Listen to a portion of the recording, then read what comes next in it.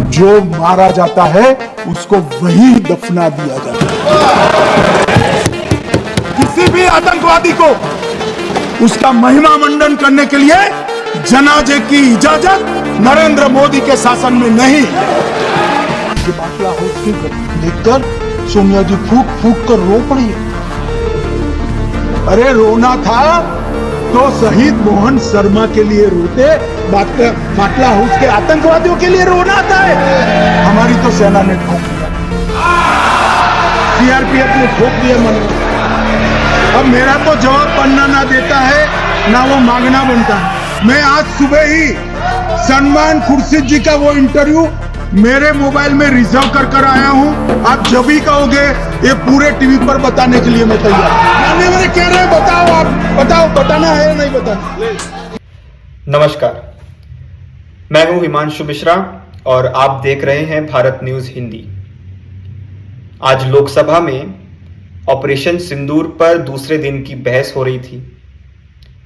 इस बहस में आज शामिल हुए देश के गृह मंत्री अमित शाह, जिन्होंने देश के सामने ऑपरेशन सिंदूर से लेकर ऑपरेशन महादेव तक सभी की जानकारी देश के सामने और विपक्ष के सामने रखा।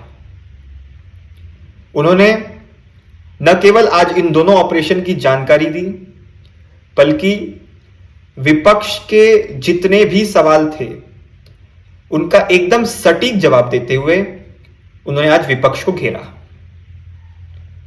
विपक्ष के जितने भी सवाल थे सबका जवाब अमित शाह ने एकदम निडर होकर उनके सामने रखा।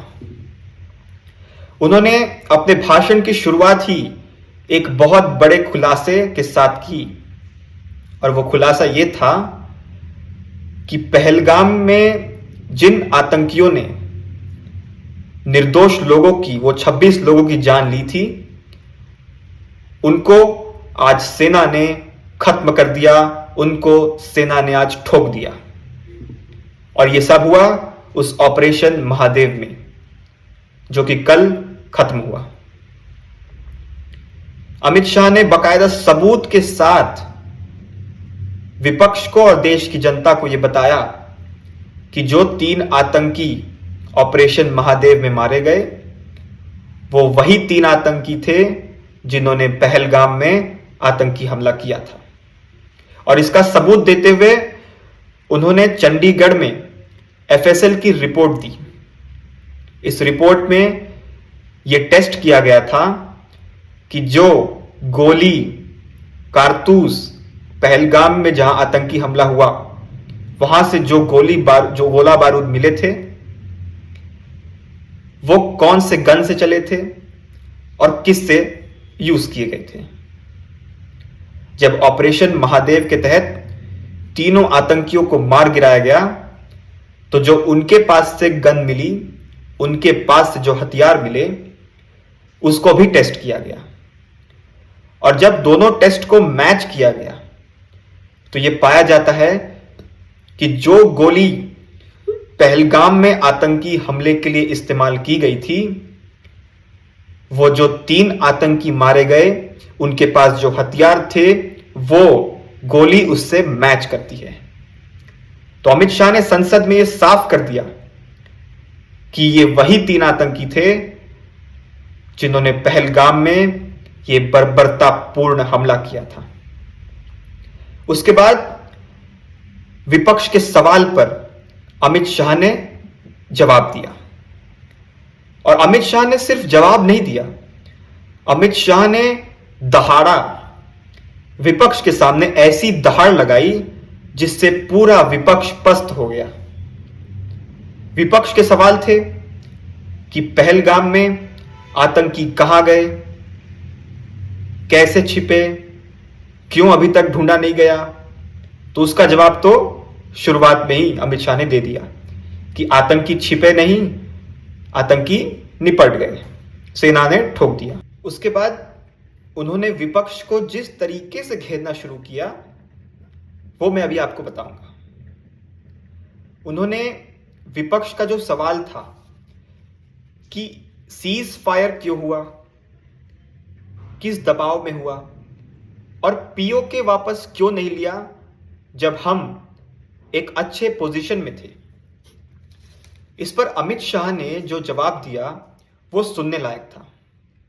उन्होंने कांग्रेस और देश के इतिहास उठाए, चाहे वो जवाहरलाल नेहरू और सरदार पटेल में हो, चाहे वो इंदिरा गांधी के इतिहास में 1971 में जो हुआ वो हो।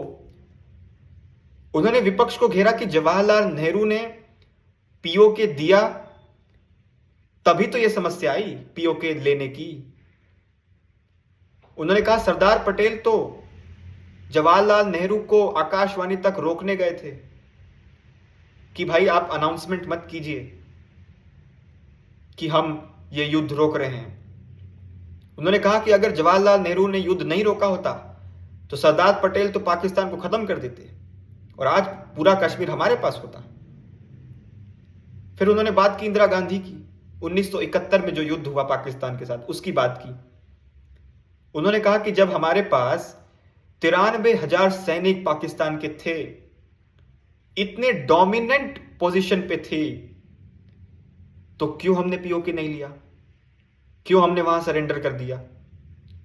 और तो और शिमला समझौता के तहत जब 93,000 सैनिक वापस किए तो हमारे 55 सैनिक जो उनके पास थे उनको भी लेना भूल गए। ऑपरेशन सिंदूर के तहत जिन जिन आतंकवादियों को मारा गया उसमें से 8 आतंकवादी तो चिदंबरम और मनमोहन सिंह सरकार के समय के आतंकवादी थे जिन्होंने उस समय भारत पर हमले किए थे।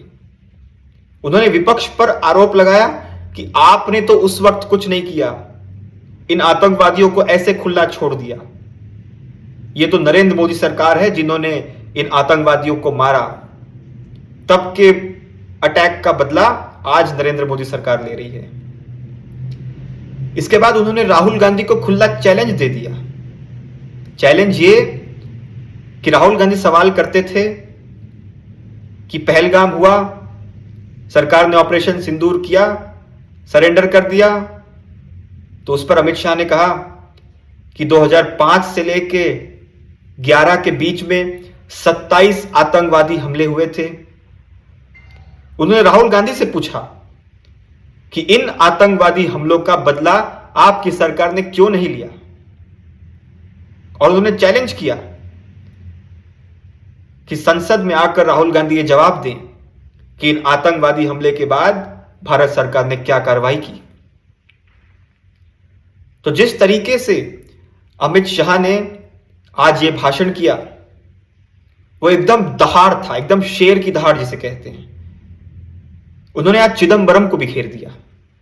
उन्होंने कहा कि आज चिदंबरम का जो बयान हाल ही में वायरल हुआ था जिसमें उन्होंने कहा था कि इसकी क्या सबूत हैं कि पाकिस्तान से ही वो 3 आतंकवादी आए थे जिन्होंने पहलगाम में अटैक किया। इस पर अमित शाह भड़क गए। उन्होंने कहा कि मेरे को तो दुख होता है कि जब देश के एक पूर्व गृह मंत्री पाकिस्तान को क्लीन चिट दे रहे हो कि ये आतंकवादी पाकिस्तान के थे ही नहीं। उन्होंने जो सबूत मांगा था चिदंबरम जी ने, इस पर अमित शाह ने सबूत दे भी दिए। उन्होंने कहा कि आतंकवादियों के पास जो राइफल थी वो पाकिस्तान से आई थी, जो चॉकलेट मिले वो पाकिस्तान के बनाए हुए चॉकलेट थे, और तो और 3 में से 2 आतंकियों के पास पाकिस्तान की वोटर नंबर भी थे। तो अमित शाह ने आज ऑपरेशन सिंदूर और महादेव पर तो भरपूर जानकारी दी, साथ ही विपक्ष पर भी सीधा कटाक्ष और आरोप लगाते हुए उनको घेरा। इसी का विश्लेषण मैं कर रहा था आपके साथ। आप देखते रहिए भारत न्यूज।